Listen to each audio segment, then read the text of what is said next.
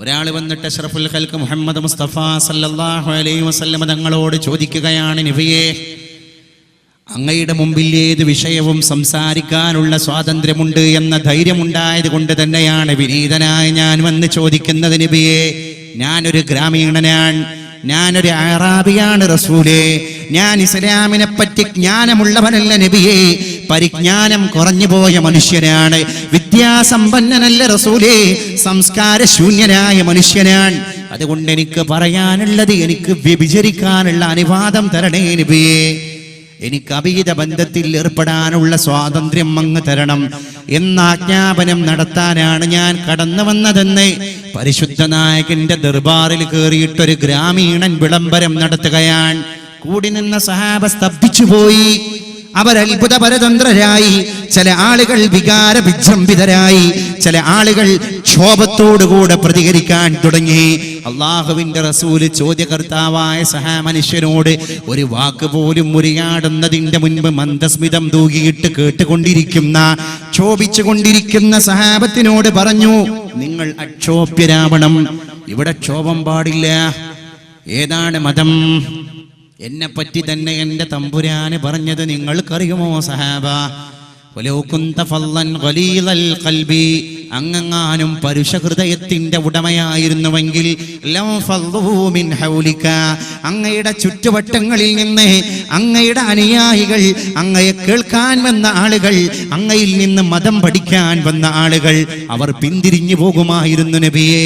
അതുകൊണ്ടങ്ങ് കാരുണ്യത്തിന്റെ ഹൃദയമുള്ള ആളാവണം, അങ്ങ് ലാളിത്യത്തിന്റെ പ്രതിരൂപമാകണം, അങ്ങ് സ്നേഹത്തിന്റെ സാഗരമാകണം, അങ്ങ് സുരക്ഷിതത്വത്തിന്റെ താവളമൊരുക്കണം, അങ്ങ് ചമൽക്കാരദായകമായിരിക്കുന്ന സഹവർത്തിത്വത്തിന്റെ യജമാനനാകണം, അങ്ങ് മനുഷ്യവൽക്കരണത്തിന്റെ ഉദാത്തശീലമുള്ള ആളാകണം, അങ്ങ് മാനത്ത നക്ഷത്രത്തിലേക്ക് കണ്ണ് നട്ടുകൊണ്ടിരിക്കുന്ന പിഞ്ചുകിടാവിന്റെ ബാല്യത്തിൽ നിന്ന് അവനെ ഉന്നതിയുടെ സോപാനത്തിലേക്ക് ഉയർത്തി ചക്രവാള സീമയിലെ വെട്ടിത്തിളങ്ങുന്ന വെള്ളി നക്ഷത്രത്തിന് സമാനനായ മനുഷ്യനാക്കാൻ നിയുക്തനായ മനുഷ്യനാണ്, പ്രവാചകനാണ്.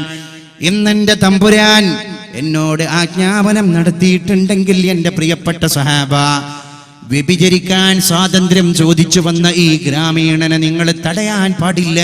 അവന് മരുന്ന് കൊടുക്കൽ എൻ്റെ ഉത്തരവാദിത്തമാണ്, അവന് ഔഷധം കുറിച്ചു കൊടുക്കൽ, അല്ലെങ്കിൽ അവൻ ചോദിച്ച ചോദ്യത്തിന് രമ്യമായി പരിഹാരം കാണൽ നിങ്ങളുടെ നായകനായ മുഹമ്മദിന്റെ കർത്തവ്യമാണെന്ന് മദീനയുടെ മണരാരണ്യത്തിൽ മുഴക്കി പരിശുദ്ധ റൂഹി ഫിദാ മുഹമ്മദ് മുസ്തഫ സല്ലല്ലാഹു അലൈഹി വസല്ലം ആ ഗ്രാമീണനായ മനുഷ്യനെ പരിശുദ്ധ നായകൻ തന്റെ അടുക്കലേക്ക് വിളിക്കുകയാണ്.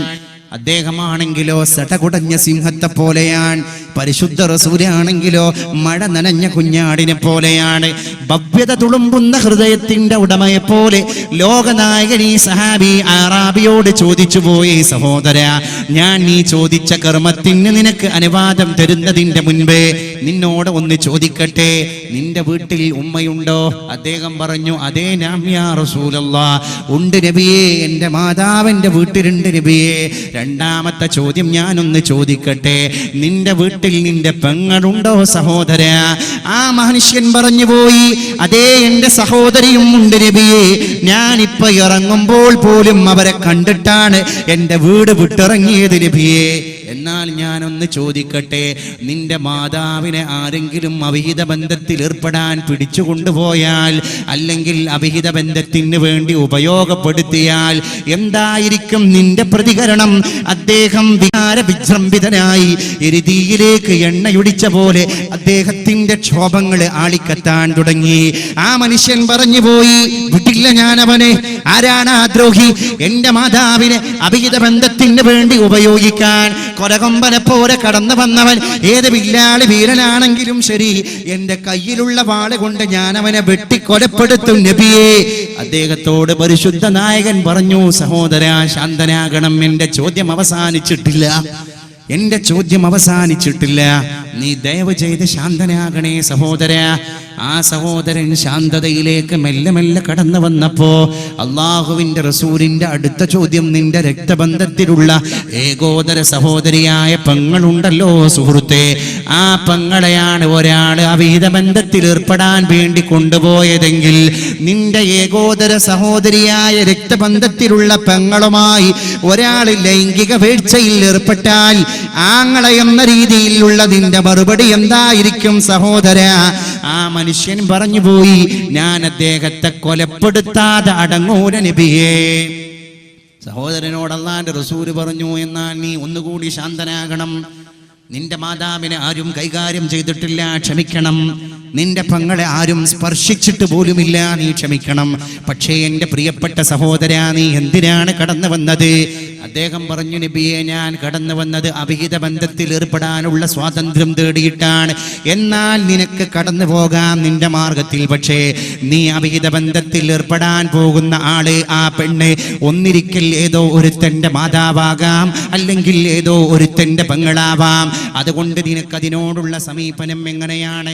ആ സഹോദരൻ പറഞ്ഞു, എൻ്റെ മാതാവിനെ അവിഹിത ബന്ധത്തിന് വേണ്ടി ഉപയോഗപ്പെടുത്തുന്നതിൻ്റെ രോഷം ഞാൻ അങ്ങയുടെ മുമ്പിൽ പ്രകടിപ്പിച്ചു എങ്കിൽ ഞാൻ ഉപയോഗപ്പെടുത്തുന്ന പെണ്ണിന്റെ മകനും ആങ്ങളെയും ഇതേ രോഷം എന്നോട് പ്രകടിപ്പിക്കില്ലയോ നബിയേ?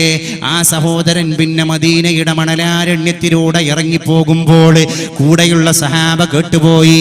മുഹമ്മദിന്റെ സാന്നിധ്യത്തിലേക്ക് കടന്നു വരുമ്പോൾ എനിക്ക് ഏറ്റവും ആവശ്യമായിരുന്നത് അവിഹിത ബന്ധമായിരുന്നു, പെണ്ണിനെ ഉപയോഗപ്പെടുത്തലായിരുന്നുവെങ്കിൽ ഇന്നെന്റെ മുമ്പിൽ ഏറ്റവും ദേഷ്യപ്പെടുത്തുന്ന പ്രക്രിയ അവിഹിത ബന്ധമായി പോയി. അത് ലോകത്തിന്റെ പരിഷ്കർത്താവിന്റെ പുഞ്ചിരി തൂകിയ വചനത്തിലൂടെ മാത്രമാണ്. അതുകൊണ്ടാണ് പരിശുദ്ധ റസൂലേ, അങ്ങ് ഔഷധമാണ്, അങ്ങ് ഔഷധമാണ്. ഇന്നാ ബൈതൻ അന്ത സാകിനഹു ലൈസ മുഹ്താജൻ ഇലാ സുറൂജി. വല്ലാ വീട്ടിലും നബി താമസിച്ചാൽ അവിടെ വിളക്ക് വേണ്ട നബിയേ. വമരീലൻ അന്ത സായിറുഹു ഖദ് അതാഹു അല്ലാഹു ബിൽ ഫറജി. വല്ലാ രോഗിയെ അങ്ങ് സന്ദർശിച്ചാൽ അവനെ മരുന്ന് വേണ്ട നബിയേ.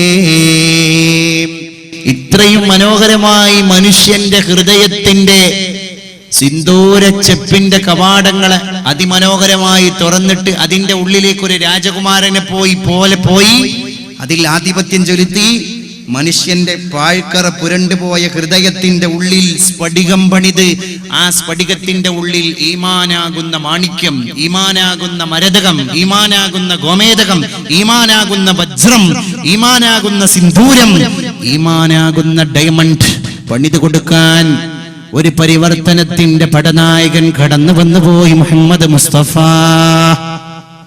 സല്ലല്ലാഹു അലൈഹി വസല്ലം. ഗൃഹനാഥരെ, നാം ചോദ്യം ചെയ്യപ്പെടുന്നവരാണ്.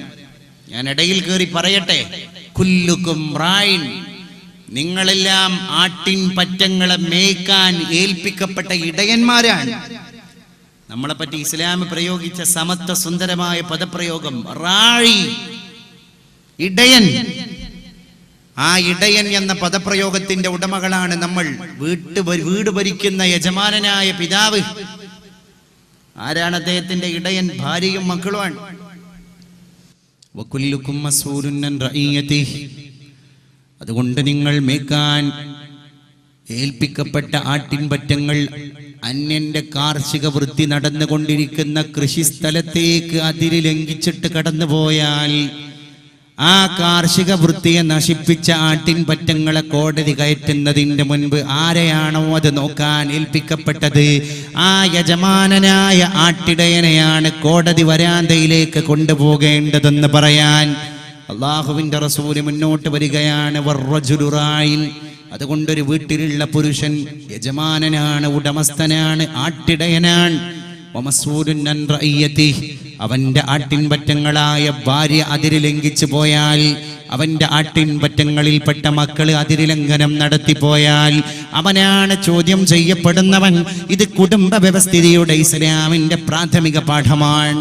വൽമർഅതു റാഇയത്തുൻ, എൻ്റെ പെണ്ണേ, പെങ്ങളെ, എൻ്റെ പ്രിയപ്പെട്ട മാതാവേ, അങ്ങും ഉടമസ്ഥയാൻ, അങ്ങും ആട്ടിൻപറ്റത്തെ മേക്കാൻ ഏൽപ്പിക്കപ്പെട്ട ഇടയന്മാരുടെ കൂട്ടത്തിൽ സ്ഥാനം പിടിച്ച ഉത്തരവാദിത്തമുള്ള വ്യക്തിത്വമാണ്. വമസൂലത്തുൻ അൻ റഅയ്യതിഹാ, ആട്ടിൻപറ്റങ്ങൾ ആ മാതാവിന്റെ ആട്ടിൻപറ്റം മക്കളാണ്. മക്കൾ അതിൽ ലംഘിച്ചു പോയാൽ മാതാവ് അതിൻ്റെ പേരിൽ ചോദ്യം ചെയ്യപ്പെടുന്നവളാണ്. സുഖലോലുപത കൊണ്ട് നമ്മുടെ മക്കളും കുടുംബം ഇസ്ലാമിക വ്യവസ്ഥിതി മറന്നു പോകാൻ പാടില്ല. നമ്മൾ ആലോചിക്കണം, നമ്മുടെ കുട്ടികൾക്കൊക്കെ ശൈശവത്തിൽ കിട്ടിപ്പോന്നിരുന്ന ഖബറിന്റെ ഒരു ഫീലിംഗ്, മഹ്ശറിന്റെ ഒരു ഫീലിംഗ്, ഹിസാബിന്റെ ഒരു ഫീലിംഗ് ഉണ്ടായിരുന്നു. ഈ ഫീലിംഗ് ഇന്ന് എവിടെ പോയി ഞാൻ ചോദിക്കാൻ ആഗ്രഹിക്കുകയാണ്. ഖബർ എന്ന് പറയുമ്പോൾ പഴയ കുട്ടികൾക്കൊരു ഫീലിംഗ് ഉണ്ടായിരുന്നു. അന്നത്തെ ഉമ്മാര് പറയും,